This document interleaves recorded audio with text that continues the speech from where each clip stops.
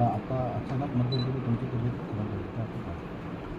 काय त्या बैठका सुरू आहे आणि ती प्रचंड गर्दी नांदेडमध्ये झाली आणि बैठक संपूर्ण थोडं पुढे येते पोराला खाली बसा बसा असं म्हणत होतं मी बोलत होतो ते बोलता बोलता खाली बसा म्हणून पुढं आल्याच्या नंतर ते घाम आला अंगाला आणि थोडंसं फिरल्यासारखं झालं काय आता ते उपोषण सातत्यानं लई झालेलं आहे त्याच्यामुळं शेवटी शरीर आहे असतं आता नाटक नाही करता येत शरीराचं शेवटी ते आता खूपच शरीर म्हणजे ते झिजल्यासारखं झालं उपाशी तापाशी राहण्यात आलं उपोषण खूप झाले त्यामुळे ते अशक्तपणा शरीरातलं इतका अशक्तपणा आहे समाजाला वाईट वाटतं माझा समाजाला खूप मला काही दुखायला लागलं काय झालं त्यामुळे मी जास्त सांगत नाही पण त्या उपोषणाच्या वेदना आहेत मला त्यांना हटत नाही हे सगळं दुःख मी गिळून घेतो मी माझं दुःख त्रास समाजाला दाखवत नाही मला समाजाचे पोरं बाळं लेकरं बाळं मोठे करायचे त्यामुळं मी शेवटच्या श्वासापर्यंत या समाजासाठी लढणारे त्यांचे लेकरं बाळं मोठे करणारे मी मरणाला भिणार नाही किती वेदना असल्या किती उपोषणामुळं मला अशक्तपणा असला जत्रा येते किंवा काही त्या कोणतीची लढाई मी मराठ्यांना हे जिंकून देणार आहे शेवटची लढाई आणि मराठ्यांना मी आरक्षण देऊन जिंकून 100% देणार पाटील गेल्या वर्षी सप्टेंबर त्यांनी सलाईन लावायचा प्रयत्न केला पण सलाईनच लागली नाही ते काढले ते सुई काढली घाल करून तिथं रस्त्याने घालायला लागलं त्यांनी त्या रोडची पद्धतीची सलाईन घ्यायची होती ते सलाईनच लागत नाही कारण शरीरात ना सुया टोचून इतकं त्या शरीराचं जर्जर झालेलं आहे त्यामुळे सलाईना बी कुठं लागत नाही शरीर लवकर सापडत नाही त्यामुळे परेशान होतात त्यांचं काय विचारांची चूक आहे त्यामुळे मीच म्हणलं ते काढून घ्या तुम्ही थोडं जेवण ते करतो होईल प्लेस हे झालं तर लोक मायबाप समाज बाहेर उभा आहे आणि ते कसला राजकारणासारखा नाही मी मला थोडंसं जेवण केलं तर लगेच बाहेर येऊन लोकांना माझ्या लोकात माझा लय जीव आहे मी त्यांना सोडून जगू शकत नाही तेही मला सोडून जगू शकत नाही त्यामुळं समाज लय वेळेचा बाहेर बसलेला आणि बाहेर बसलेला तो उभा राहता येत नाही एवढंच मुंबईला लाखोचे मोर्चे निघालेत आता तर खरं तर तुमच्या आंतरवाडी सराडीत झालेल्या उपोषणाला लाटक्याला 2 वर्ष होतील 2 वर्षापासून सातत्यानं हा लढा सुरू आहे सरकारला मागण्या माहीत नाहीत का सरकारला सगळं माहिती आहे जाणून बुजून मराठा समाजाला द्यायचं नाही त्यांना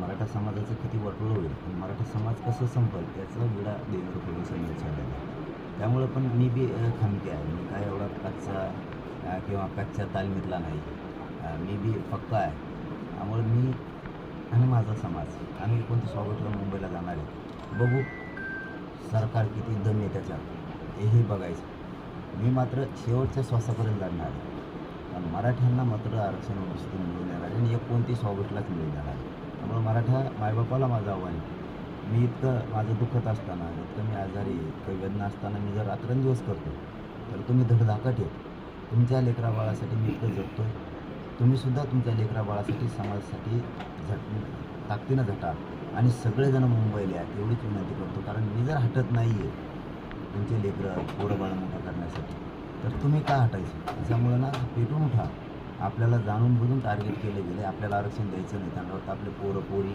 मोठे नाही झाले पाहिजे आणि माझं स्वप्न आहे त्यांना मोठं करायचं म्हणजे 29 ऑगस्टला राज्यातला या महाराष्ट्रातला एकही घरातला माणूस घरी राहता कामा नये ही विनंती शेवटची लढाई नांदेड जिल्ह्यातला सुद्धा एकाही मराठ्यांनी जातवान असेल मराठ्यांनी घरी थांबू नये ही विनंती कारण आपल्याला लढाई जिंकून देऊन चंद्रसूर्य आहे तोपर्यंत लेकराला उडणार नाही एवढं अडचण द्यायचं काही भाजपाच्या आमदारांनी फोन करून पाठिंबा दिला का तुम्हाला आंदोलनात आणि ते सांगू शकणार नाही कारण त्यांच्यासुद्धा खतखते आता कारण ज्या देवेंद्र फडणवीसांना या मराठ्यांनी सत्तेवर बसवलं मराठी सत्ता येऊ शकत नाही राज्यात कोणाचीच नाही येऊ शकत आणि आमदार खासदारांनी मराठ्यांच्या पदाधिकाऱ्यांनी कार्यकर्त्यांनी सगळ्यांनी मदत केली आणि सत्तेवर बसवली आज तोच माणूस म्हणतोय की मी ओबीसीसाठी लढणार मराठीसाठी लढणार नाही आणि मुंबईत जर मराठी आले तर पोलिस बघून गेली त्या दिवसापासून मराठ्यात अशी संतापाची लाट उसळलेली मराठीमध्ये बघूच आता कोण आम्हाला आलं होते तीच परिस्थिती भाजपमधल्या मराठ्यासुद्धा आहे त्यांनाही वाटतं की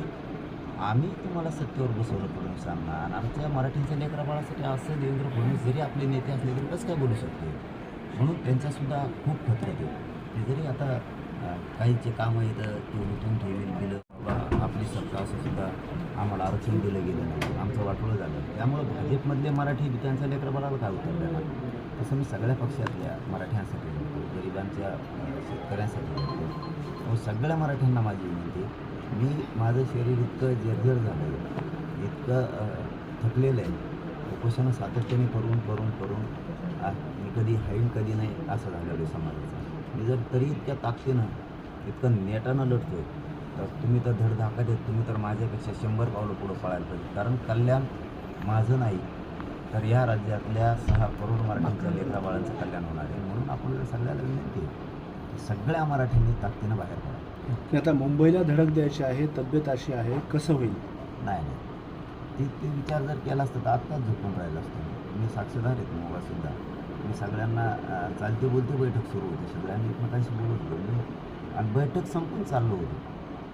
तर मी खाली बसा पोरांना पुढं आल्यावर मग सुरू कारण लई गरज आहे. तेवढ्यातच अचानक घाम येऊन थोडं फिरल्यासारखं झालं आणि जागावर खाली बसावं लागलं मला, कारण मला शरीरातून. त्यामुळे मी इतकं शरीर, तुमचा प्रश्न आहे की थकलं तरी तुम्ही जाणार आहे. बघा माझ्या शरीराला किंमत नाही, मी मेला तरी चालेल, पण माझ्या समाजाला खूप किंमत आहे. लेकराबाळांच्या नाही आले, शिक्षण इतके महाग झालेत, नोकऱ्या भेटत नाहीत, आई बापा रात्रंदिवस कष्ट करते. आमचे लेकराबाळा सुखात राहिले पाहिजे. हे स्वप्न घेऊन मी मुंबईकडे निघतो. ज्या दिवशी मी हे असं स्वप्न घेऊन निघतोय त्यांच्या पोराबाळांचं मराठ्या नाही घरी करू शकत. त्यालाच घरी राहिल्याच्या नंतर त्यालाच असं वाटेल की आपली काय जिंदगी कामाची. इतकं सातत्यानं उपोषण करून मनोज जरांगे पाटील जर मुंबईकडं धावून निघाले तर आपण घरात बसतोय म्हणजे आपल्याच लेकराबाळासाठी झटायसाठी तो माणूस त्याचा लाभ करत नाही. एकही मराठ्याला कर म्हणणार नाही. असं जातवान तर नाही घरी राहू शकत, असं जातवान नाही घरी राहू शकत मराठी. अजून 14 दिवस बाकी आहेत, वाटतं काही तोडगा निघाल? नाही, मी त्याचा कधी विचार नाही करत. मी आंदोलन करताना असल्या गोष्टीचा कधी विचार करत नाही की माझ्याकडे कोण येईल कोण जाईल. मी माझ्यावर मला आत्मविश्वास आहे, माझ्या समाजावर मला आत्मविश्वास आहे. आम्ही आमच्या ताकदीवर ती यश मिळवतो. असं ठरवून जर कोणी आंदोलनं केले ना ते कधी यशस्वी होत नाही. मी कधी ठरवून करत नाही.